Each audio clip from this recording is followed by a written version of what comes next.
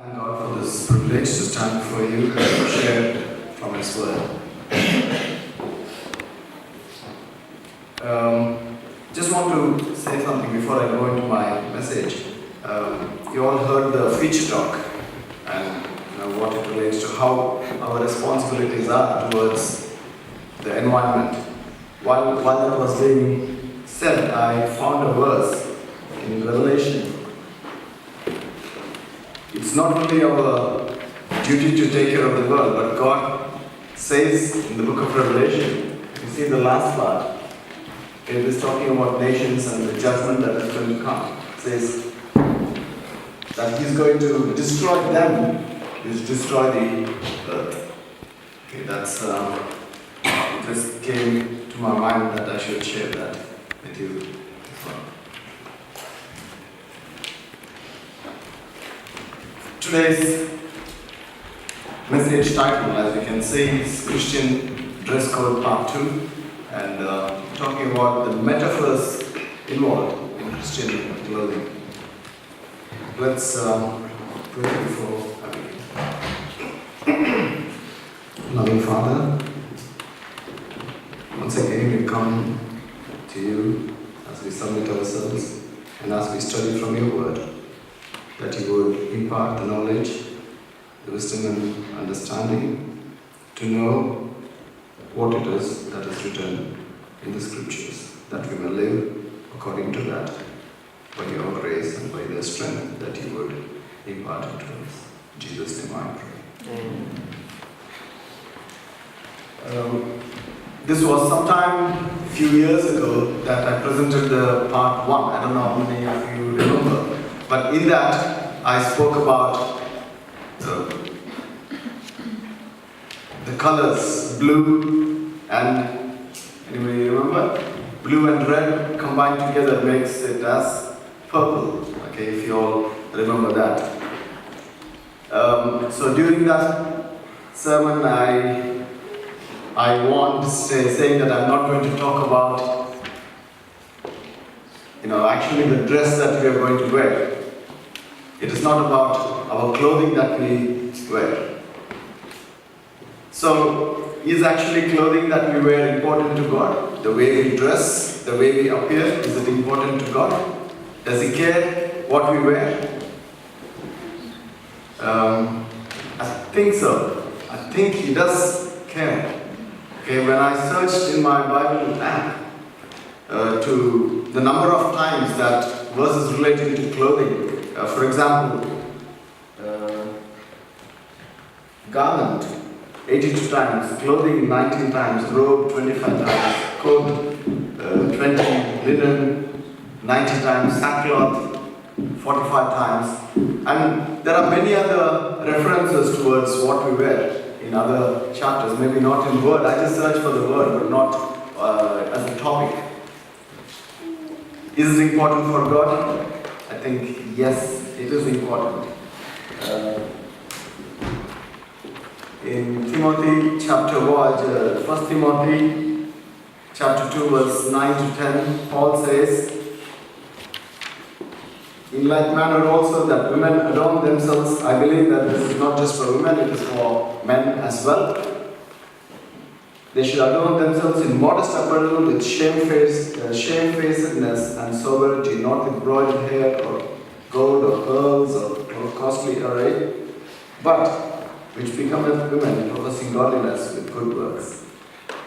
It is not my intention to promote decent wearing or the clothes that you need to wear today, like how it was in the previous part. Today, I would like to emphasize on what clothing stands for. Okay, that's the reason I titled it as a metaphor, clothing as a metaphor. What kind of a metaphor it is? Okay, that's what we're going to be looking at. First of all, what is a metaphor? Those of you who went to college and school should surely know what it is. Okay, metaphor is nothing but a figure of speech, something which applies to something else than what it is being said about. Okay? So it is kind of symbolic. Jesus used a lot of metaphor. Can you say what that is? Jesus used a lot of metaphors when he preached.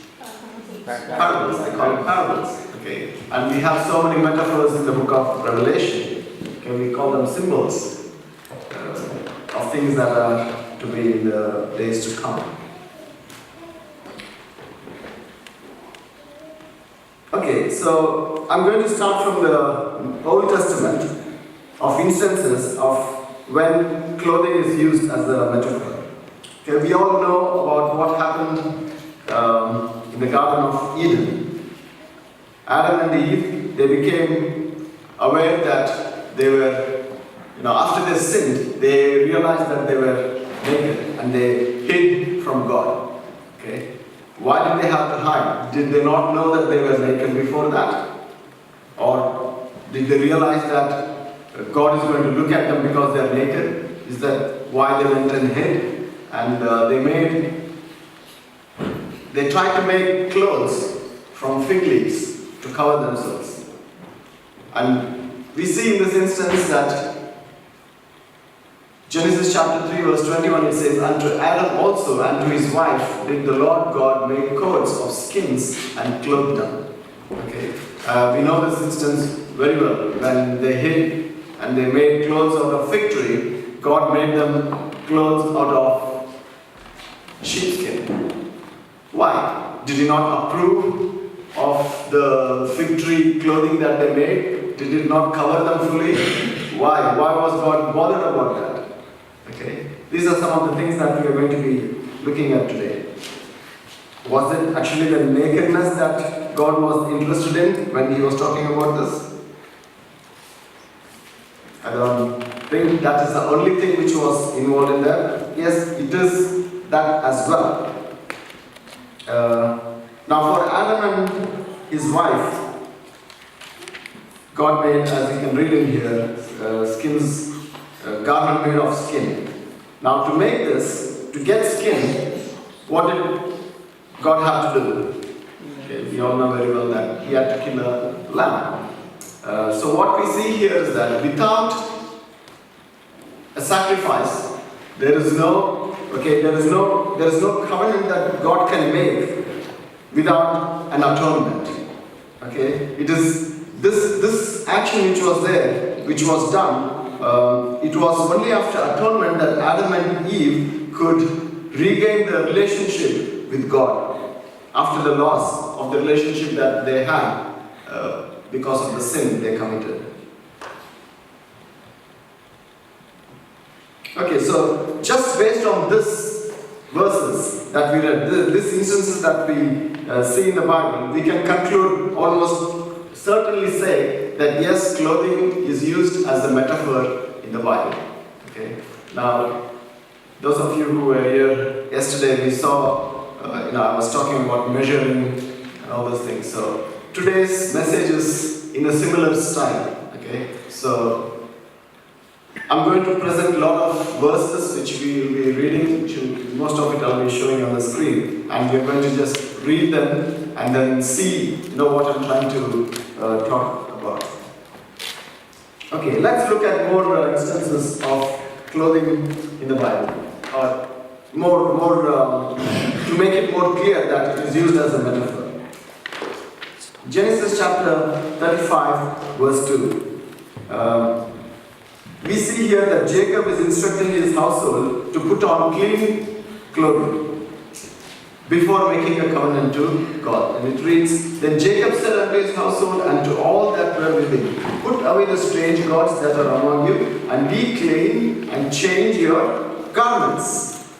Okay, so he's telling them to change their garments, which is change their clothes.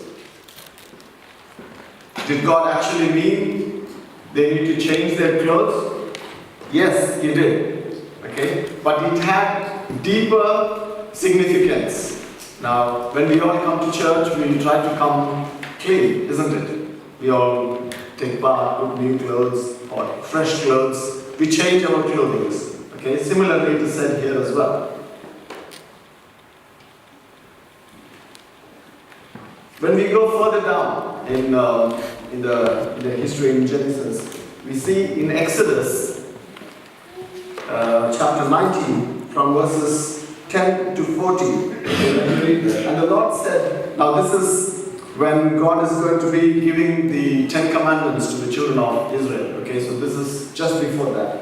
And the Lord said unto Moses, go unto the people and sanctify them today, tomorrow, and tomorrow, and let them wash their clothes and be ready against the third day. For the third day the Lord will come down in the sight of all the people upon Mount.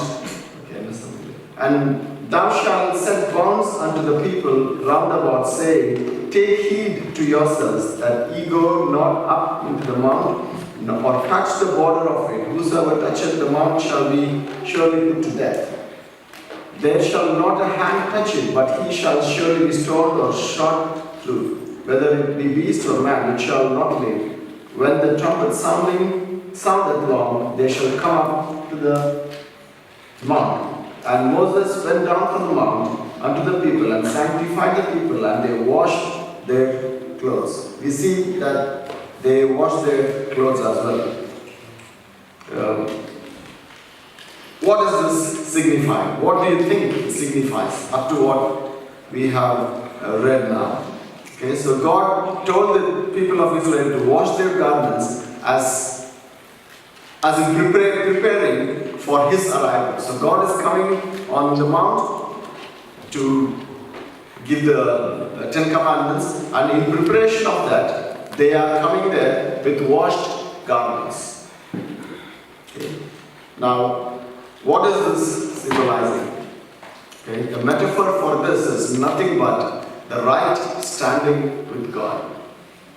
Okay, change of garment is nothing but our clothing is nothing else other than the metaphor to say that it is the right standing with God. Okay.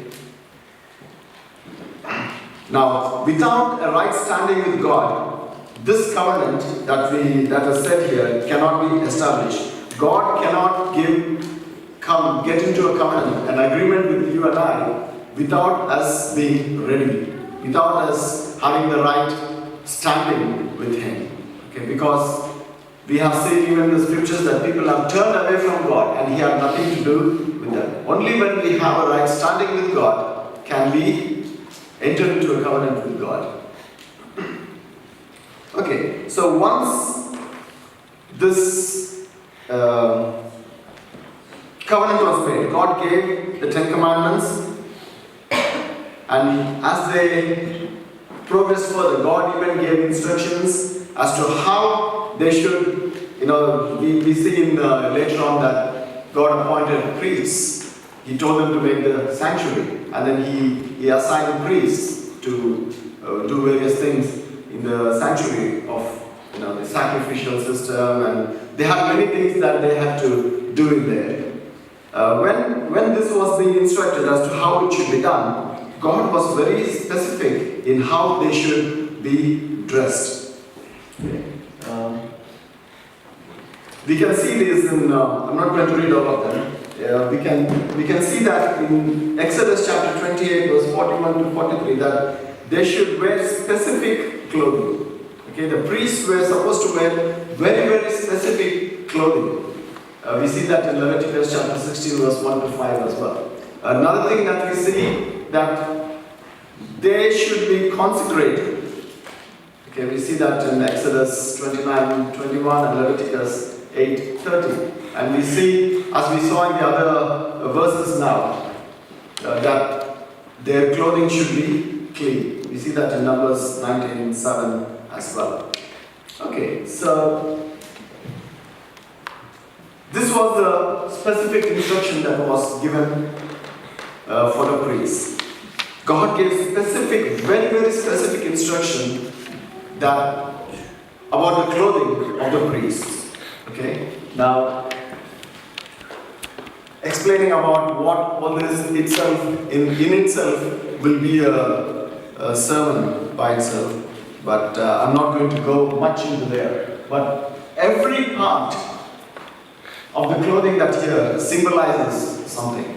God gives very, very accurate instructions saying that.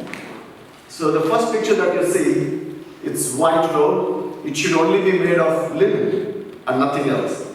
Okay, it should not be made of wool. So there are specific instructions, and that should be worn first. Okay, so they wear that white, and on top of that, they wear the blue and the gold, and they have the breast. They call it.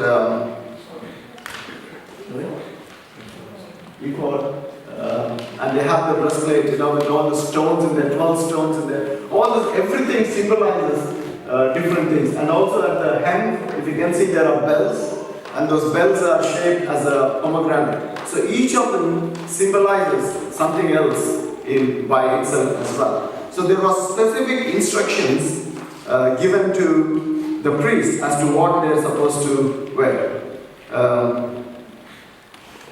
Okay.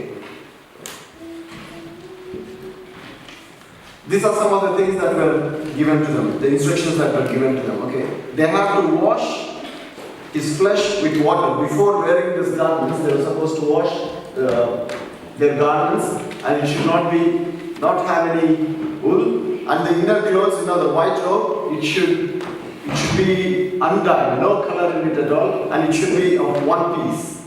Okay, and the outer coat, the overcoat should extend from the undercoat itself, the white one should extend from his shoulder to his ankles, all the way down. Okay, that was a specific instruction given. And there should be a blue overcoat, and even that coat should almost cover the full white robe which is there underneath. And the hem, as I told you, was made of pomegranate, and even that, it's made of blue, of purple, and of scarlet. Okay, it's exactly like how I have told in the other message, the part 1. So it had all the specifications that was needed exactly in this instructions given in all the verses that I showed you. It also had, girdle. Girdle is the one that I was talking about, the square part in the front. Okay, that's the girdle which comes up in there. So God gave specific instructions in every single aspect of their clothing. Why did God do that? Let's move on from there. There was another instance when in Zechariah chapter 3 verse 3 to 5, we read this account of Joshua, who was the high priest at that time. God asked his filthy garments to be removed from him. Let's read. Now Joshua was clothed with filthy garments and stood before the angel. And he answered and spake unto those that stood before him, saying, Take away the filthy garments from him. And unto him he said, Behold, I have caused thine iniquity to pass from thee, and it will clothe thee with change of raiment. And I said, Let them set a fair mitre upon his head. So they set a fair mitre upon his head, and clothed him with garments, and the angel of the Lord stood by. Okay, so God is instructing that the filthy clothing, okay, we are still talking about the clothing as well as the metaphor parallel. Okay, it is not just the clothes, but the right standing with God. He did not have a right standing with God, that had to be removed, and so it represents the clothing. The clothing needed to be removed because it was filthy, and it needed to be changed. We see here that without the change of clothing, he could not stand before God, especially as a high priest. Okay, one more thing that I missed in the specification of the clothing that they had to wear. They had to wear a mitre, okay, like a crown. Okay. Now all of them specifically have different symbolic meanings in that.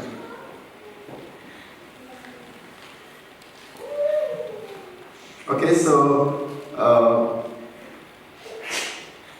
we have seen all the, many of the Old Testament ones of how it symbolizes, okay, and we established that it is to do with the right standing with God. What about the New Testament? Does it carry the same symbolism, same metaphor into the New Testament as well? Let's have a look. Okay, this I explained already. Okay, 2 Corinthians chapter 5 verses 1 to 5. For we know that if our earthly house of this tabernacle was dissolved, we have a building of God, and a house not made with hands, eternal in the heavens. For in this we groan, earnestly desiring to be clothed upon with our house which is from heaven. If so be that being clothed, we shall not be found naked. For we that are in this tabernacle we groan, being burned, not for that we would not be unclothed, but clothed upon, that mortality might be swallowed up of life. Now he that hath wrought us for the selfsame thing is God, who also hath given unto us the earnestness of spirit. This is the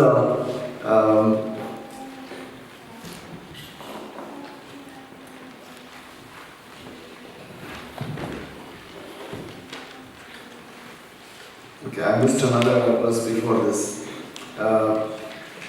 Here Paul is telling that as Christians that we should not be found naked. What does... Okay, so if you are not clothed, when you apply the metaphor thing, if you are not clothed, what does that mean?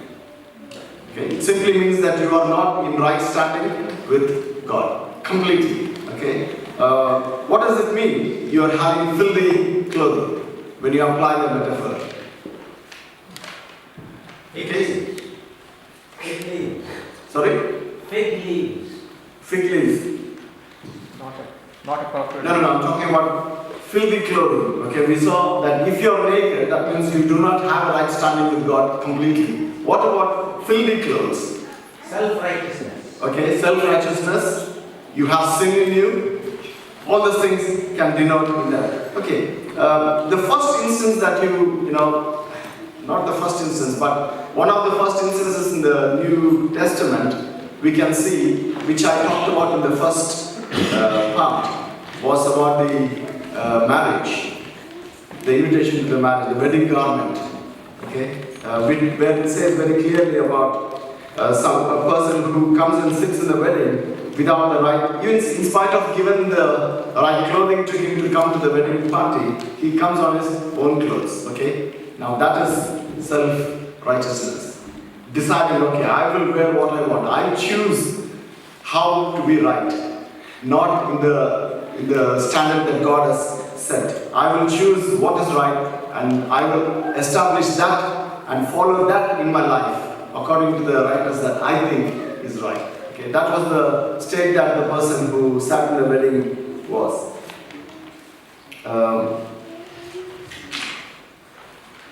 Do you want to be found naked when Christ is observing you?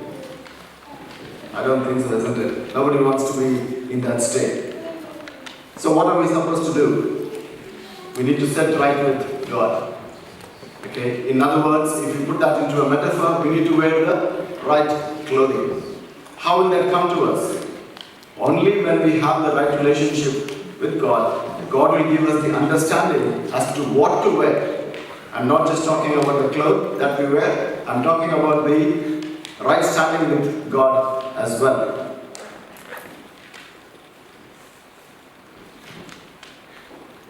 So, where do you stand today? Are you in the right standing with God if He is going to judge you today? Are you found naked? As Paul says here. Let's read in Galatians. Okay, now it says, for as many of you as have been baptized into Christ have put on Christ. What do you put on? When you say put on, when you talk about clothes, you say you put on your clothes, isn't it? Okay. Now here it's talking about you put on Christ. How do you put on Christ? How do you put on Christ? Can you put Christ as a clothing on yourself? How do you do that? Sorry? Character?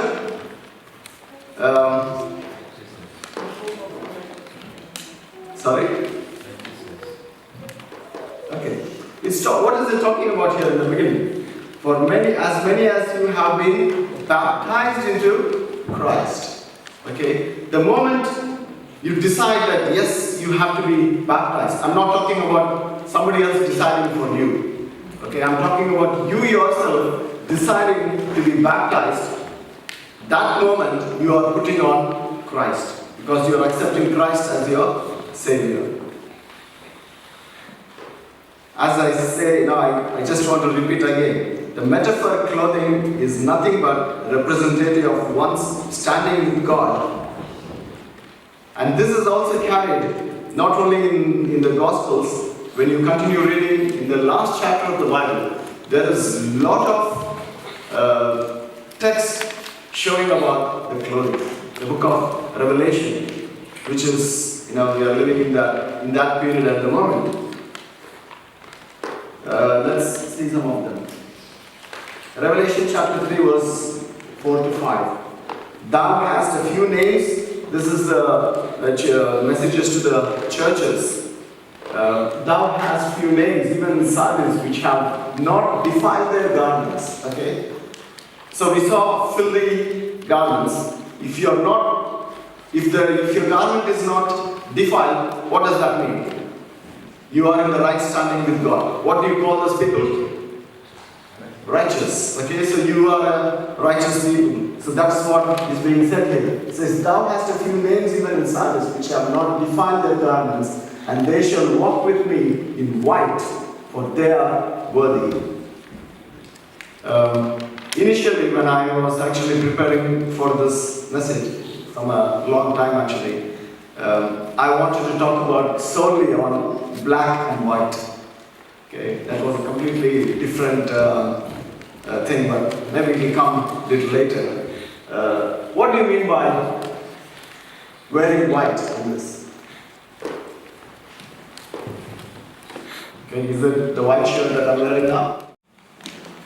Okay, it is again to do with the right standing with God. Spotless, no sin. Okay, white, if there is a dirt in that, it will easily show, isn't it? Okay, that's why in many other instances we can see that spotless white. Okay, that's the thing that we can see here. He that overcometh the same shall be clothed in white raiment, and I will not blot out his name of the book of life, but I will confess his name before my Father and before his angels.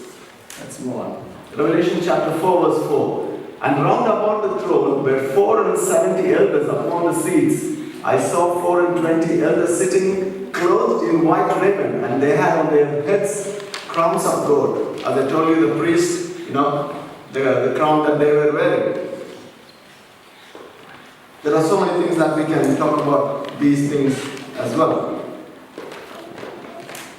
Okay, Revelation chapter 6 verse 11. That talks about white robes were given unto every one of them. How can you get this white robe?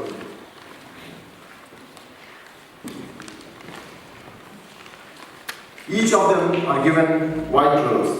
Okay, can you wear that white robe as well? Is it possible for us to wear this white robe?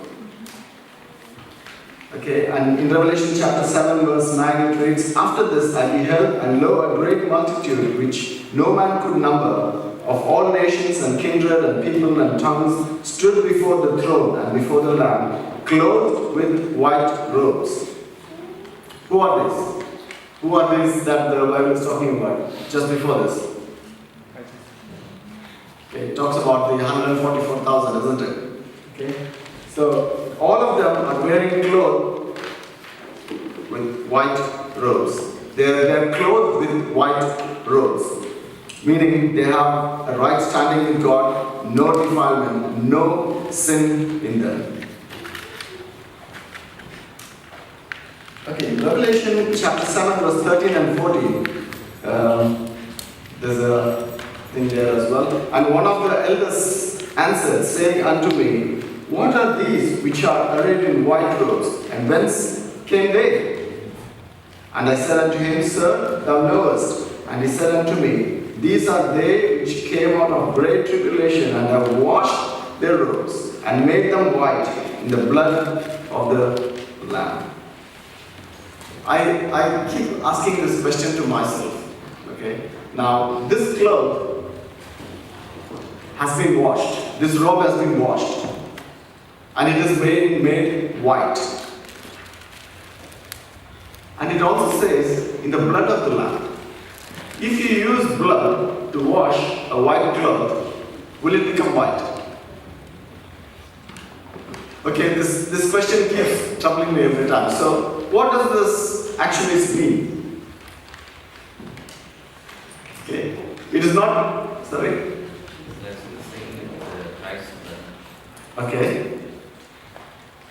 Yeah, that is correct. I'm talking about the physical thing, not the metaphorical, what it stands for. Okay, it all, when you wash clothes, you wash with water, isn't it? Yeah, water and soap, and then it becomes white. Now, how do you put that together, saying that you wash with blood and then it becomes white?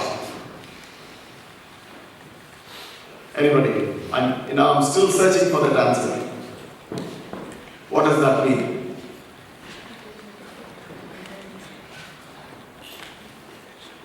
I'm not trying to calculate or anything like that, but we know that it is only through the blood of Christ that there is remission of our sins. Okay? That is what it stands for, my understanding. That's nothing else. And when you accept that Christ has died for us, and when you are having the right standing with God, you are called the righteous, and that is when you will be given the white clothing that is being talked of here. Why is purity here? That's why I was asking.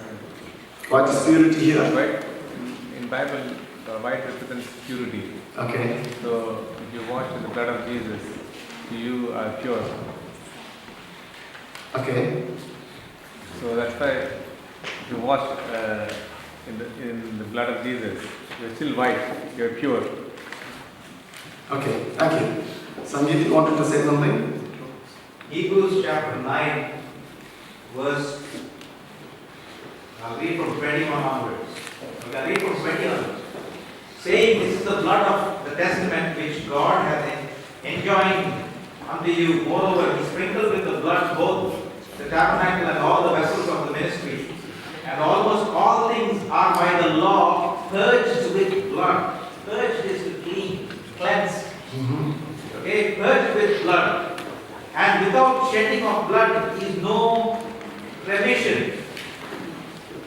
It was therefore necessary that the patterns of things in heaven should be purified with these, but the heavenly things themselves with better sacrifices than these. For Christ is not entered into the holy place made with hands which are the figure of the true, but into heaven itself, now to appear in the presence of God for us.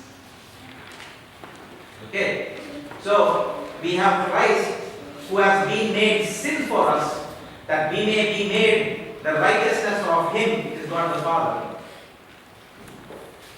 Thank you. Thank you. Okay, so from all the verses that we read today, it is very clear that one's state of clothing is a very big deal in the book of Revelation and in the other book that we read. And surely it becomes easy to understand the metaphor that was there in the book of Genesis of when Adam and Eve were found naked. They found themselves naked. Okay. I believe it is important that we need to realize, we need to, what is the right word? We need to know if we are naked. We need to know if our clothes are filthy. Okay? Only when that realization comes that we will accept a change of clothing or put on the clothing. Until then, we are not going to accept the clothing that Christ has to offer for us. In Genesis, we see that clothing was necessary. Genesis and in Exodus, we see that the right kind of clothing was necessary for God to enter into a covenant with us. In Revelation, no one must be clothed in Revelation we see that no one must be clothed in a similar, though we now know even more clearly that metaphorical garment in order to enter heaven. Okay, we need to know we can understand from all these things that clothing as a metaphor is very important for us to understand. Now, in conclusion, as a minimum, that the worst possible scenario for a human being when Christ comes, the worst thing that can happen is to be found in a state of nakedness. Are we like that? When God comes in, will God see us? And then will we be ashamed and will we hide because we are naked? In the Revelation we also read that people will hide. They will go under caves and they will try and hide so that they will not hide. They will ask the mountains to fall on them so that they will be killed because they can't stand the nakedness that they are found in.